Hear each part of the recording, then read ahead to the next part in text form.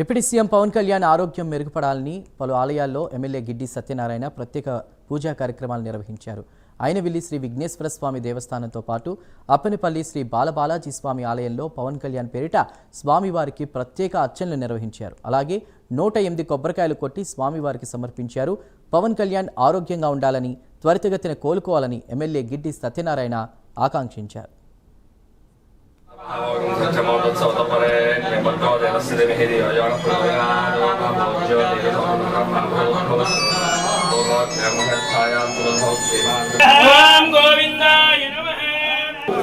अर्पणमस्तु मम संपूर्ण आरोग्य सिद्धिरस्तु मम जातक रीत्या.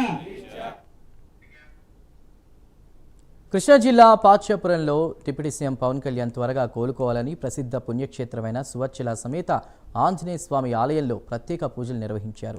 జనసేన సీనియర్ నాయకుడు ఎల్వీఆర్ ఫౌండేషన్ అధినేత లింగం నాగేశ్వరరావు ఆధ్వర్యంలో పూజలు చేశారు. తమ అధినేత పవన్కు ఆపరేషన్ జరిగిందని తెలిసి జన సైనికులు, వీర మహిళలు ఆందోళన చెందారన్నారు. దేశంలోనే జనం మెచ్చిన జన సేవకుడిగా పవన్ గుర్తింపు తెచ్చుకున్నారని లింగం నాగేశ్వరరావు అన్నారు. పవన్ త్వరగా కోలుకోవాలని రాష్ట్ర వ్యాప్తంగా జన సైనికులు పూజలు చేయాలని పిలుపునిచ్చారు.